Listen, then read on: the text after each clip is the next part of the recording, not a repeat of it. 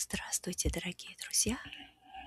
Сегодня 4 января, 9 часов утра, и у нас на улице минус 33.